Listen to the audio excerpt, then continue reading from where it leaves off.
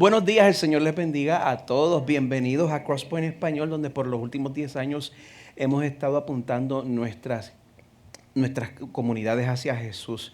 Reciban una bienvenida especial si nos visitan por primera o segunda vez. Gracias a todos por traer la iglesia a este salón. Hoy continuamos nuestra serie #bendecidos. Aquí estamos considerando la definición de Dios de lo que es vivir una vida bendecida. Pues estamos comparando y contrastando esa definición con la definición que nos da el mundo que nos rodea. ¿Dónde podemos encontrar esa definición? En Mateo 5, al principio de lo que se conoce como el Sermón del Monte.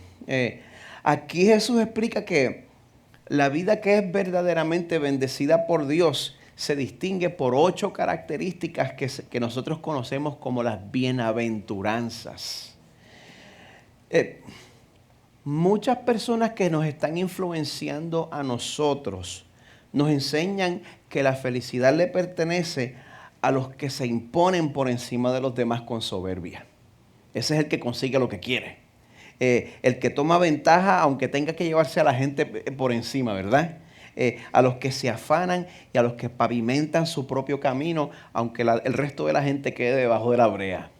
Pues en las últimas 3 semanas, para robarme una frase de Papa, Jesús nos ha estado rompiendo la computadora. Él nos dice que la bendición de Dios reposa sobre el que se da cuenta que no tiene nada que ofrecerle a Dios. Dios bendice a esa persona, el que llega sabiendo que no tiene nada que ofrecer, o sea, el pobre de espíritu. La bendición de Dios reposa sobre el que lamenta y llora la condición pecaminosa en la cual nació. La bendición de Dios reposa sobre el que espera en Dios para ser consolado y reivindicado, en vez de vengarse por su parte. Pues esas primeras 3 bienaventuranzas que ya hemos cubierto, pobreza de espíritu, o sea, humildad, lamentar nuestro pecado y mansedumbre de corazón. Esas primeras 3 bienaventuranzas requieren que nosotros vaciemos nuestros corazones, mire, de orgullo, de dureza y de inflexibilidad. Cuando queremos controlar a la gente y no damos ni una pulgada. Pues si hacemos eso, si vaciamos nuestro corazón de esas cosas, en ese espacio vacío que queda, Dios lo va a llenar con algo nuevo. Dios lo va a llenar con hambre y sed de justicia. Así que les voy a pedir una vez más que marquen sus Biblias en 2 lugares, en Mateo 5 y en el Salmo 1, porque vamos a estar refiriéndonos a esos 2 segmentos. En esta mañana yo quiero leer todo el pasaje que hemos cubierto hasta ahora, o sea, Mateo 5 del 1 al 6. Este pasaje en Mateo, pues, es parte del sermón más popular de Jesús, el Sermón del Monte. Este sermón comienza con la sección de las bienaventuranzas. Lo voy a poner en pantalla en la versión Nueva Biblia de las Américas para que todos puedan leer junto conmigo. Así que vamos a leer en Mateo 5, 1 al 6. Quisiera oírlos a todos. ¿Estamos listos? Dice así.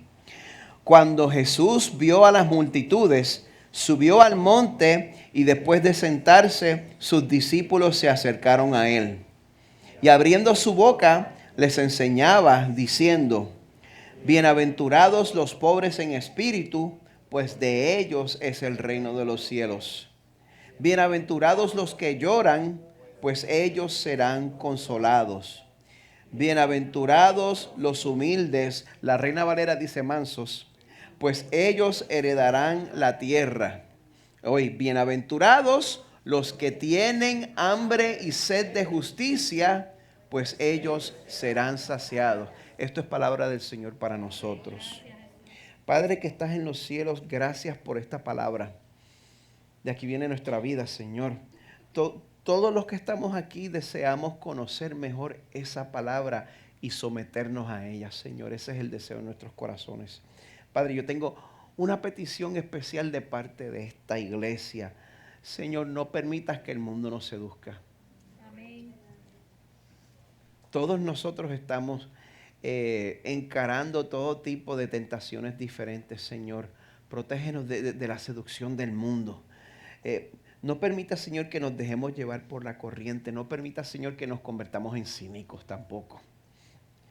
Ayúdanos, Señor, a meditar en tu palabra hasta que se convierta precisamente en nuestro deleite, Señor.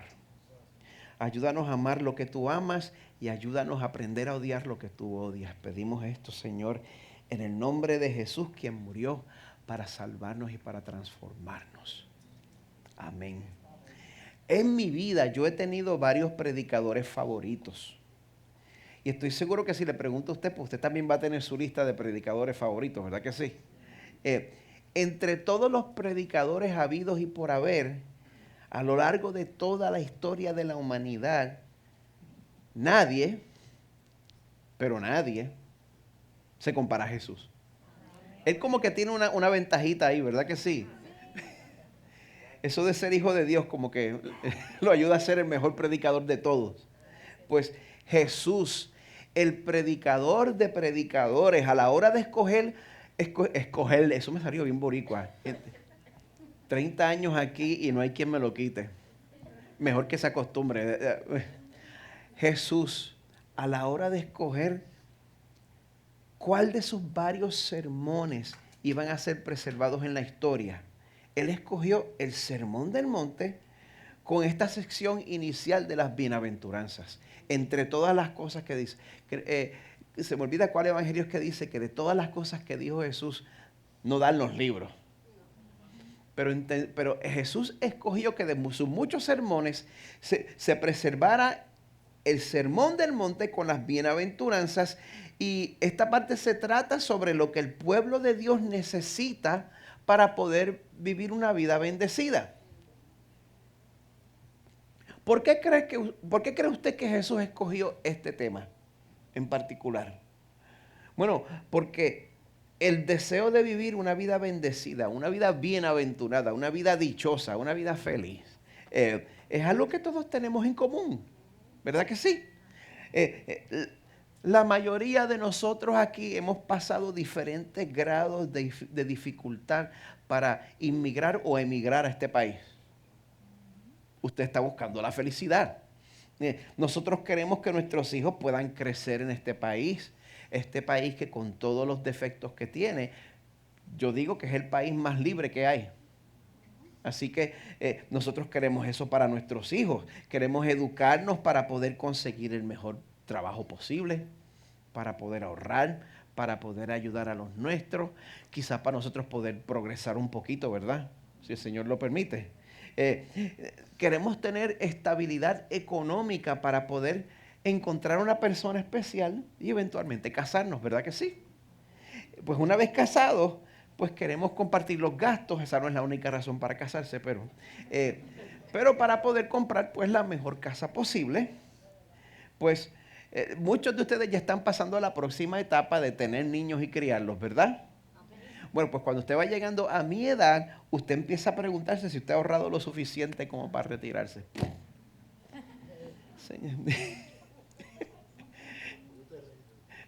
El plan mío de retiro es morirme. Así que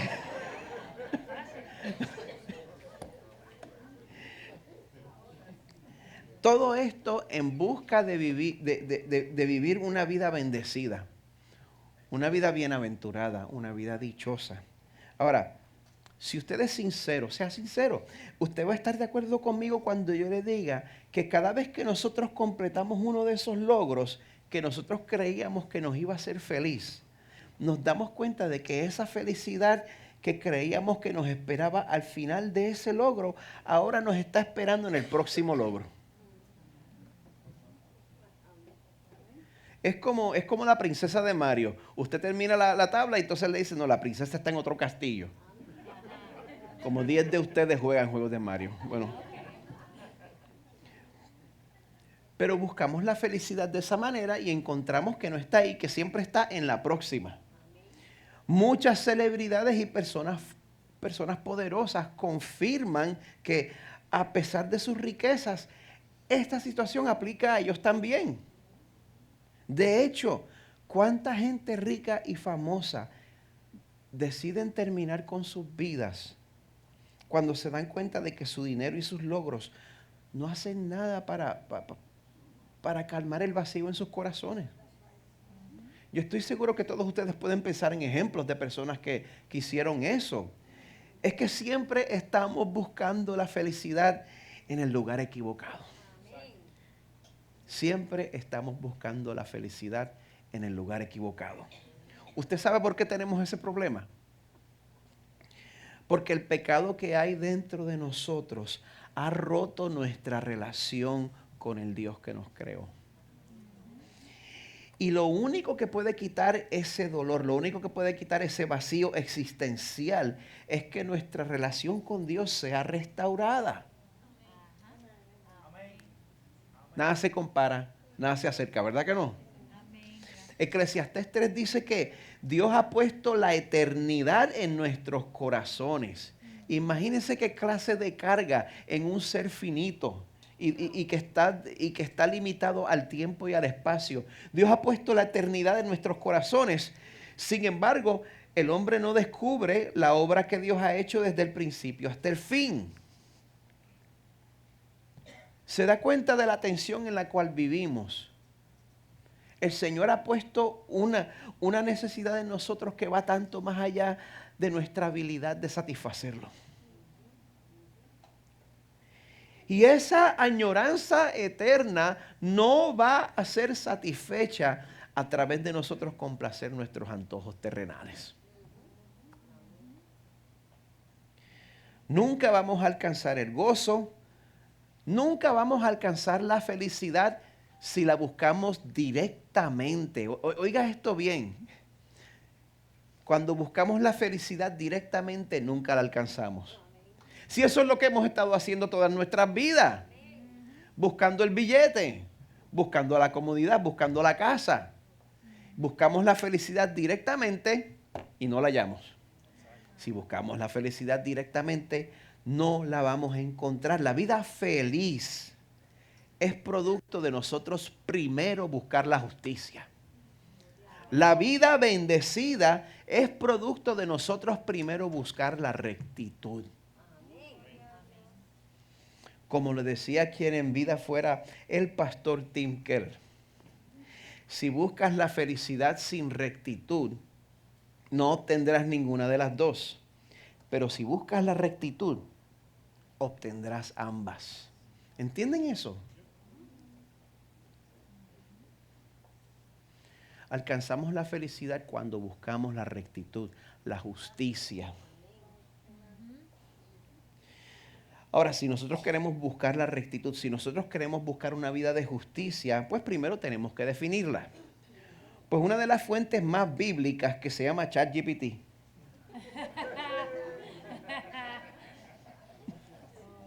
A ver quiénes están prestando atención. Me dijo lo siguiente sobre el concepto bíblico de la justicia. Juzgue usted.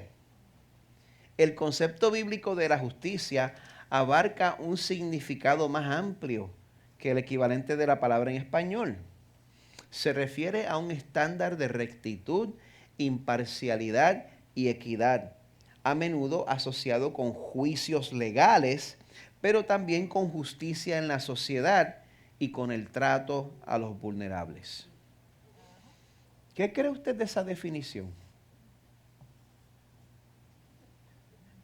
¿Tiene razón ChatGPT?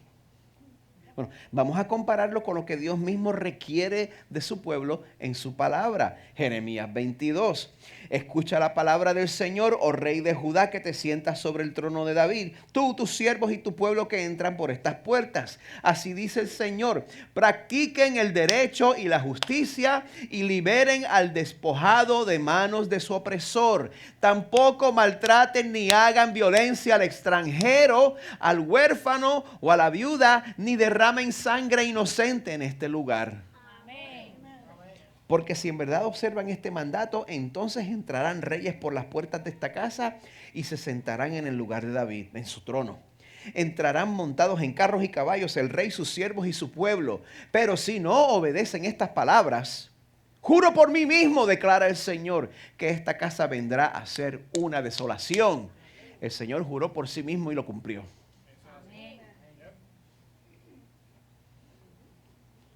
O sea, que esta justicia que nosotros tenemos que buscar, Dios la define de una manera muy amplia, como que demasiado amplia, como que la define de una manera tan amplia que a mí me incomoda. Es una justicia que va a incomodar al rico y al pobre.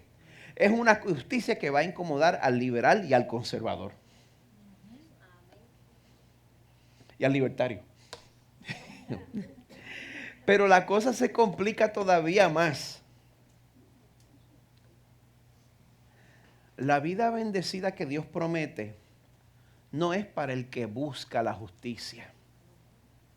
Mateo 5:6 nos dice literalmente que el bendecido es el que tiene hambre y sed de justicia. O sea, no es suficiente buscar vivir una vida justa. Esa justicia que Dios define tiene que ser un deseo, tiene que ser una añoranza que está palpitando en tu corazón. Dios exige eso. No que seamos justos solamente, sino que deseemos la justicia, que la añoremos. La palabra de Dios nos dice que nosotros somos verdaderamente bendecidos cuando añoramos justicia y rectitud, tanto personal como colectivamente. Mamá dice amén.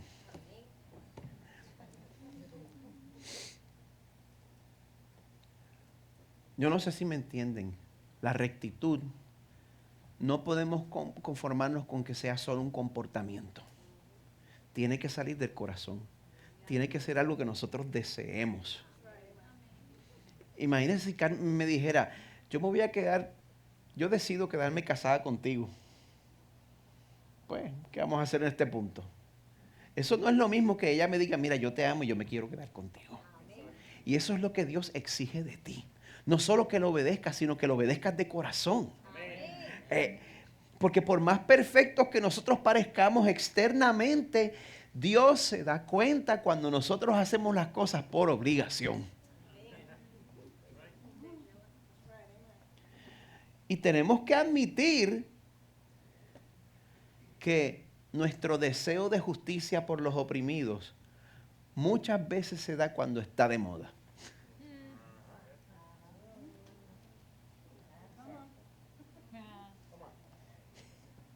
Y entonces cuando no hay nada que ganar, cuando no hay reconocimiento social por nuestros esfuerzos de justicia, cuando no hay un Facebook Live que yo pueda tener para que la gente me vea dándole limosna, cuando no hay reconocimiento social, pues mira, nosotros vemos el sufrimiento ajeno y nos hacemos de la vista larga, ¿verdad que sí? Yo tengo cuentos de maneras en cómo yo he hecho eso, pero no tenemos tiempo. Yo quiero que usted piense que yo soy perfecto. No. Por esa razón, lo que nos hace falta no es decir, bueno, ahora sí, yo me comprometo a cambiar y a ser una persona justa. Ahora sí, yo estoy resuelto a cambiar. Lo que nosotros necesitamos es el cambio real que sucede en nuestros corazones cuando nosotros ponemos nuestros ojos en Jesús. Ese es el cambio que nosotros necesitamos. Cuando nosotros meditamos en el hecho de que la muerte de Jesús en la cruz por nosotros compró el perdón de ¿cuántos pecados?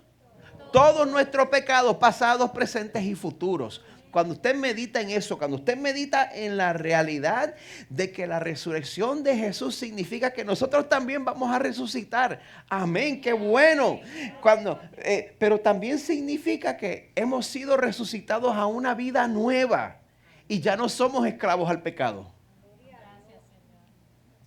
Cuando meditamos en todo eso, cuando meditamos en esa realidad, cuando contemplamos a Jesús, como dice en 2 Corintios 3, cuando contemplamos la gloria del Señor, estamos siendo transformados en la misma imagen de gloria en gloria. Quiere cambiar, quiere transformarse, quiere ser una persona que desea la justicia, contemple a Jesús. Contemple a Jesús. Es ahí que el Espíritu Santo mora en nosotros. Es ahí que entonces nosotros vamos a experimentar la vida bendecida de la persona que tiene hambre y sed de justicia. Ahora, esa transformación que nosotros necesitamos es tan profunda y es tan fundamental que, ¿sabe por dónde tiene que comenzar? Por nuestros pensamientos. Ese tema es importante porque, número uno, la manera en que nos tratamos nace de la manera en que pensamos unos de otros. Ahí es donde nace. Y número dos, a Dios le interesa en qué tú ocupas tu mente. A Dios le interesa. Proverbios 4, con toda diligencia guarda tu corazón, porque de él brotan los manantiales de la vida. Hay que ser diligentes para controlar nuestros pensamientos, porque en esta vida, yo no sé usted, yo lucho en contra de mi naturaleza pecadora. Una naturaleza pecadora que deforma mis pensamientos. Y una manera en que mi pecado deforma mis pensamientos es que me tienta a estar pensando en mí todo el tiempo. Muchas veces el problema no es que nosotros estemos teniendo pensamientos malos sobre nuestro prójimo. El problema es que sencillamente nosotros estamos demasiado ocupados para pensar en nuestro prójimo. Ya sea que lo estemos haciendo a propósito o accidentalmente, el efecto para nuestro prójimo es el mismo, lo abandonamos. El profesor de seminario Carl David Bennett lo describe de la siguiente manera. Él dice, los pensamientos ensimismados descuidan al prójimo, lo ignoran, lo pasan por alto y lo tratan con negligencia. ¿Cómo podemos amar a nuestro prójimo cuando ni siquiera pensamos en él? ¿Cómo podemos amar a nuestro prójimo cuando estamos completamente sorbidos en nosotros mismos? Buena pregunta. No podemos. No podemos. Tenemos que admitir que esa deformación de pensamiento es común entre nosotros. Por lo tanto, si el hambre y sed de justicia tiene que empezar por nuestros pensamientos, entonces, ¿cómo podemos cambiar las cosas en las cuales meditamos? Gracias por preguntar. Busquen sus Biblias en el Salmo 1.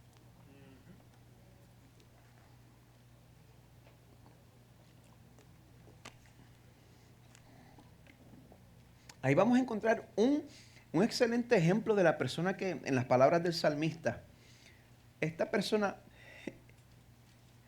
te preguntas, ¿esta persona tiene hambre y sed de justicia? Literalmente pertenece a la congregación de los justos. Bueno, para muchos de los que se han criado en la iglesia como yo, ¿a quiénes de ustedes lo obligaron a memorizarse el Salmo 1? Bueno, pues yo espero oírlos conmigo. Lo vamos a recitar ahora. Una vez más, les voy a conceder la Reina Valera del 60, porque esa fue la que me aprendí. Así que, si usted también se lo tuvo que aprender, recite conmigo. ¿Listos?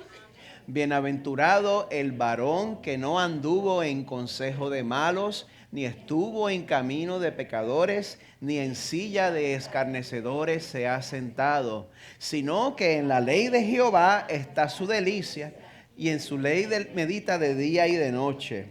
Será como árbol plantado junto a corrientes de agua, que da su fruto a su tiempo, y su hoja no cae, y todo lo que hace prosperará. No así los malos, que son como el tamo que arrebata el viento. Por tanto, no se levantarán los malos en el juicio, ni los pecadores en la congregación de los justos, porque Jehová conoce el camino de los justos, mas la senda de los malos perecerá. Hice un poquito de trampa. Me vieron.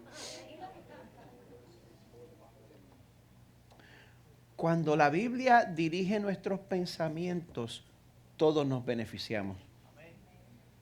Recuerde que todo a lo que usted se expone, sus propios medios sociales, están buscando controlar sus pensamientos.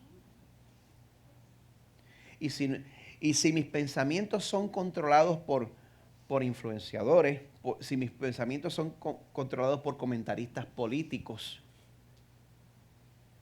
no todos nos vamos a beneficiar. Cuando la Biblia dicta nuestros pensamientos, todo el mundo se beneficia. Bueno, este salmo nos presenta un contraste entre dos personas, un sabio y un necio. Este salmo nos dice que la persona sabia, la persona que es de beneficio para su entorno, esa persona es la persona que Dios ha transformado para que pueda deleitarse en la ley, deleitarse en la palabra de Dios. Si usted quiere ser una persona que se deleita en la ley de Dios, en la palabra de Dios, Dios tiene que convertirte en esa persona. Eso no viene de fábrica. No somos así de naturaleza. El Señor te tiene que hacer de esa manera. Pues ese tipo de persona va a experimentar felicidad, estabilidad, porque su confianza está en un Dios soberano, justo y de objetividad. Así que vamos con el primer punto. Todo aquel que ha sido transformado por Dios puede experimentar felicidad. Una felicidad sólida, un gozo a través de todas las temporadas de la vida.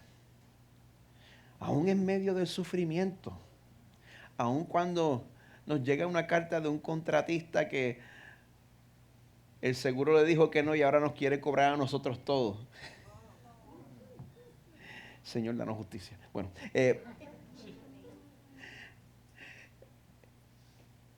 el Señor nos da un gozo que permanece a pesar de las circunstancias. Aún en medio del sufrimiento. El verso 1 comienza con una declaración. Bienaventurado, feliz, dichoso, bendecido. La felicidad está al alcance. El florecimiento humano estas cosas están al alcance aún en este mundo imperfecto, aún en tiempos inciertos. ¿Al alcance de quién? Bueno, depende. El resto del verso 1 dice que esa dicha es reservada para el sabio. Y describe esta persona sabia de la siguiente manera. Bienaventurado, ¿quién? El varón que no anduvo en consejo de malos, ni estuvo en camino de pecadores, ni en silla de escarnecedores se ha sentado. Pregunta número 1, ¿con quién te aconsejas? ¿A quién escuchas? Como dice la expresión en inglés, ¿quién tiene tu oído? Estás bajo la influencia de hermanos en la fe que te aman de verdad. La persona que te ama de verdad no te va a reír todas las gracias. La persona que te ama, si te ama de verdad, pues va a estar ahí para animarte y va a estar ahí para exhortarte y amonestarte. ¿Estás bajo la influencia de estos hermanos o estás bajo la influencia de los enemigos de Dios y su palabra?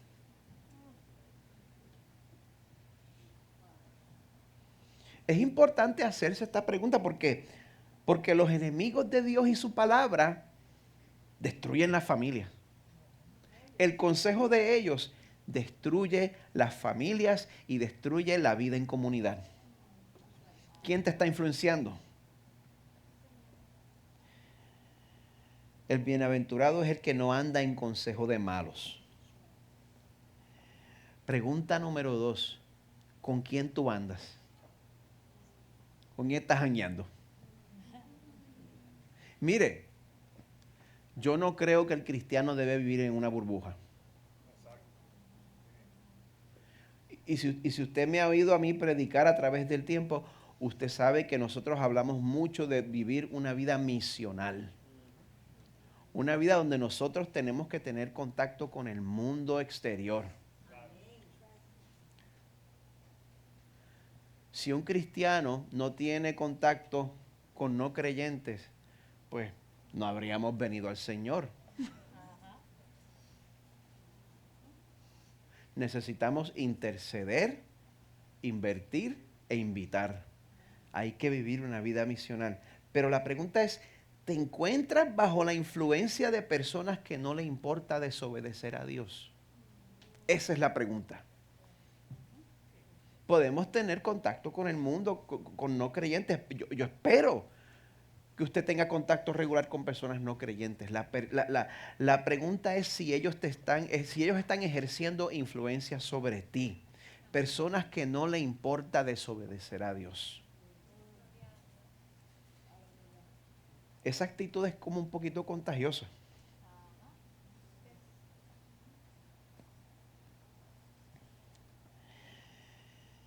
El bienaventurado es el que no está en camino de pecadores, ni en silla de escarnecedores se han sentado. ¿Quiénes se criaron en la iglesia y les dijeron que eso es los que van al cine?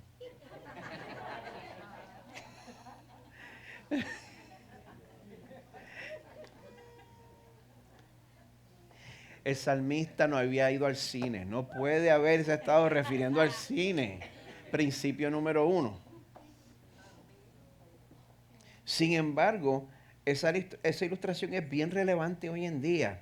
En la escuela o en el trabajo puede que te asignen con quién te tienes que sentar. Pero entonces a la hora del almuerzo tú escoges con quién te sientas, ¿verdad? Y ese es el grupito al cual pertenece.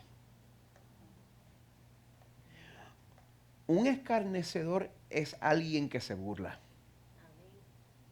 No es lo mismo una persona que un escéptico, una persona que tenga dudas, una persona que haya tenido una mala experiencia en la iglesia y esté luchando con su fe y tenga preguntas sinceras. Eso no es lo mismo que una persona que no toma en serio los asuntos espirituales. Un burlador, un escarnecedor. Bienaventurado el que no janguea con escarnecedores. Versión Miguel 2025. ¿Con quién te aconsejas? ¿Con quién andas? ¿Con quién te sientas? Una vez más, esto afirma ese dicho popular. Dime con quién andas. Pues, una persona sabia rechaza la influencia equivocada. Pero entonces busca llenar su mente de la influencia correcta. El verso 2 nos dice que para el sabio, en la ley de Jehová está su delicia y en su ley medita de día y de noche. Vamos a frenar. Hay que matar el fariseo que llevamos dentro. Yo tengo un fariseo adentro, usted también. El fariseo que llevamos dentro es esa parte de nosotros que está convencido que uno se puede ganar la salvación a través de sus propios esfuerzos. Y aunque esa parte de nosotros tenga un aspecto bien piadoso, bien beato, pues Dios lo encuentra absolutamente repugnante. No estoy exagerando. Esa parte de nosotros que quiere ganarse el favor de Dios a través de mis esfuerzos, a Dios no le hace nada de gracia. Pues cuando el fariseo que llevamos dentro oye frases como esta, el que se deleita en la ley de Dios, pues nos entusiasmamos y entonces le decimos a todos que eso quiere decir que el favor de Dios es para los que viven vidas de rectitud moral. El problema con esa interpretación es que una vez más es demasiado superficial. La persona que se deleita en la ley de Dios no es solamente alguien que sigue las reglas externamente. Para ser el tipo, como les dije, para que tú te deleites en la ley de Dios, Dios tiene que convertirte a ti en esa persona. Tú no puedes convertirte en esa persona por tu propia voluntad, lo siento. El tipo de persona que se deleita en la palabra de Dios, la persona que dice en el Salmo 119, lámpara es a mis pies tu palabra y lumbrera a mi camino. Ese es el tipo de persona de quien Dios habla en Jeremías 31 cuando dice, pondré mi ley dentro de ellos y sobre sus corazones la escribiré. Ocurrió algo sobrenatural. La persona que se deleita en la ley de Dios, ocurrió algo sobrenatural. Dios implantó su ley en tu corazón y literalmente tatuó su ley en tu corazón. Haz lo que Dios me hizo a mí. Entonces yo seré su Dios y ellos serán mi pueblo. No tendrán que enseñar más cada uno a su prójimo y cada cual a su hermano, diciéndole, conoce al Señor, porque todos me conocerán desde el más pequeño de ellos hasta el más grande, declara el Señor. Pues perdonaré su maldad y no recordaré más su pecado. ¿Quién está en Cristo aquí? Él ha perdonado tu maldad y no se acuerda de tu pecado. Qué bueno, ¿verdad? Sí.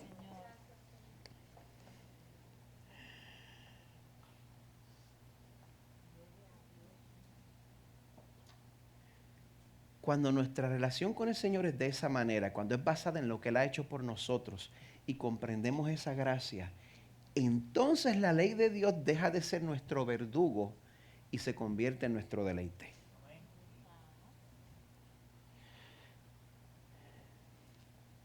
Si tus pecados no han sido perdonados primero, la ley perfecta de Dios nunca va a ser un deleite. Va a ser una tortura. Si tus pecados no han sido perdonados, cada vez que tú veas la ley de Dios te vas a ver condenado. Te vas a mirar a un espejo y te vas a ver bien feo. Pero para el que ya ha recibido perdón, pues esa persona es la que puede decir, cuán dulces son a mi paladar tus palabras. Pues cuando Dios te transforma en el tipo de persona que echa a un lado la influencia del mundo y se deleita en su palabra, cuando Dios te convierte en esa persona, eso trae felicidad y también trae una vida de estabilidad, una vida comparable a la de un árbol bien nutrido. Dice el verso 3, la persona que llena sus pensamientos de la palabra de Dios será como árbol plantado junto a corrientes de aguas. Hay comentaristas que dicen que aquí el lenguaje no sugiere un árbol que haya nacido junto al río naturalmente. Dice que más bien se refiere a un árbol trasplantado a una localidad junto a un sistema de irrigación para maximizar su fruto, y ese es el resultado. Pues debido a la localidad donde es plantado, ese árbol da su fruto en su tiempo. Y aunque las temporadas no sean favorables, aunque deje de llover, aunque haga calor, mire, su hoja no cae y todo lo que hace prosperará. Cuando la ley de Dios es nuestro deleite, aunque el mundo nos rechace, aunque perdamos promociones, aunque no nos recompense porque nosotros siempre hacemos a Dios primero, mire, nuestras acciones tienen consecuencias eternas. Y eso quiere decir que nosotros tenemos una recompensa que nos espera y nadie nos la puede quitar. Ahora, esa estabilidad, esa consistencia, no son para los que rechazan el consejo de Dios. El Salmo dice que el sabio es estable como un árbol, pero los malos, los impíos, los que no quieren seguir al Señor, como dice el verso 4, son como el tamo. Para mí que esa palabra es un poquito arcaica. Una paja. Una paja seca que arrebata el viento. Este sentido de firmeza y de estabilidad que está para el que se somete al Señor, eso no es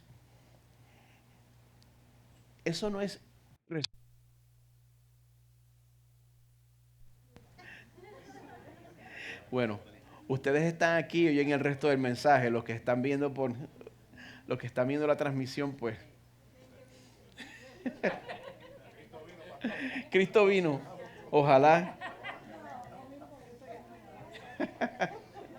Bueno, mamá está aquí, no, mamá está aquí. Estamos bien.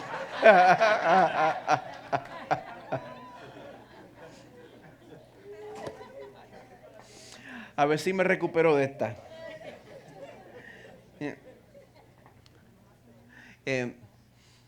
Nosotros podemos creer que la estabilidad del árbol junto a corrientes de agua eso lo voy a tener si yo mantengo un fervor religioso.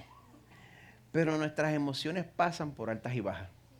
Hay veces que nos sentimos bien, hay veces que nos sentimos que queremos imponer manos a todo el mundo, y hay veces que nos sentimos súper lejos del Señor. Todos pasamos por eso. Pero nuestra felicidad y nuestra estabilidad se deben a que nuestra confianza está puesta en un Dios que juzga con objetividad. Un Dios que juzga con objetividad. Pues en este mundo caído, en este mundo lleno de injusticia, es un consuelo saber que, como dice el Salmo 103, el Señor hace justicia y derecho a favor de todos los oprimidos. Gracias, Señor.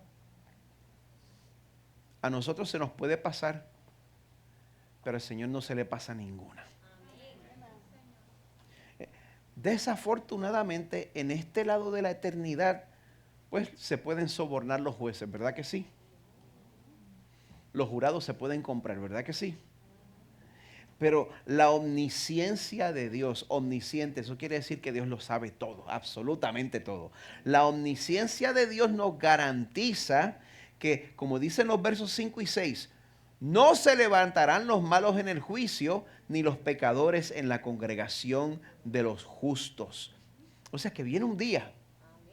Viene un día en que Dios va a hacer eso. Viene un día en que Dios va a juntar su gente. Esto tiene un tono escatológico del fin de los tiempos. Un día el Señor va a juntar la congregación de los justos, y el Señor sabe quién pertenece y el Señor sabe quién no pertenece. Y ninguno de nosotros nos vamos a poder colar. ¿Sabe por qué? El verso 6 dice que Jehová conoce el camino de los justos, mas la senda de los malos perecerá. Dios es el juez que no puede ser sobornado. Así que nosotros podemos descansar en la certeza de que la peor injusticia que hayamos visto o experimentado va a ser completamente reivindicada y consolada. Gracias, Señor. El Señor lo va a hacer. El Señor lo va a hacer. Y los responsables van a ser llamados a capítulo.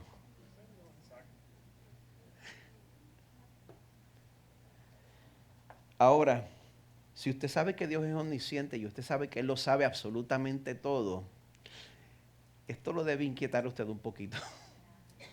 A mí me inquieta. Si Dios sabe absolutamente todo sobre mí, esto me debe llevar a mí a cierto conflicto interno. Porque la senda de los malos perecerá. Y entonces el Salmo 14 también nos dice: el Señor ha mirado desde los cielos sobre los hijos de los hombres para ver si hay alguien que entienda, alguien que busque a Dios. Pero todos se han desviado. Aún se han corrompido. No hay quien haga el bien, no hay ni siquiera uno. Y esto no es hipérbole. Es la condición bajo la cual nacimos. Venimos así de fábrica. Amén. Todos nos hemos quedado cortos en algún momento. Y en algún momento hemos tenido pensamientos pecaminosos en contra de Dios y en contra de los demás, de alguna manera o de otra. Así que si Dios fuera a pagar estrictamente de acuerdo a lo que nosotros merecemos, pues nos toca perecer con la senda de los malos.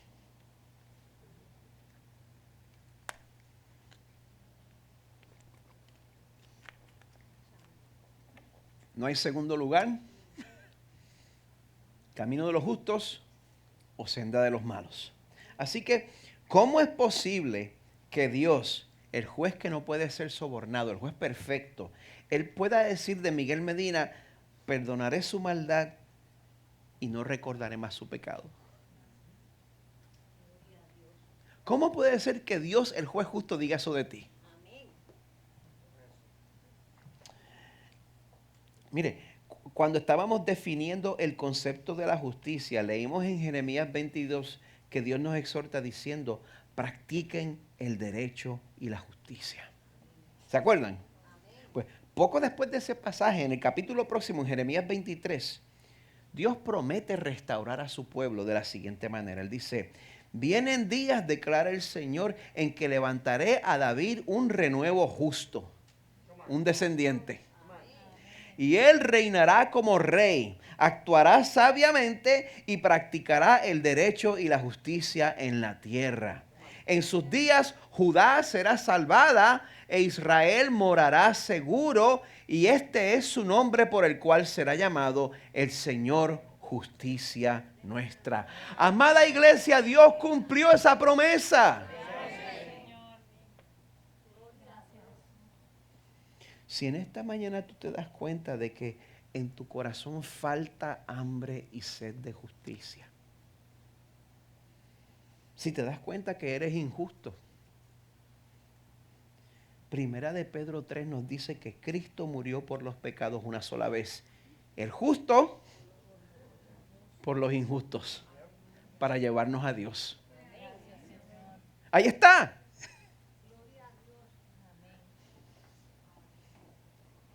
¿Ustedes se acuerdan cuando les dije al principio que siempre estamos buscando la felicidad en el lugar equivocado?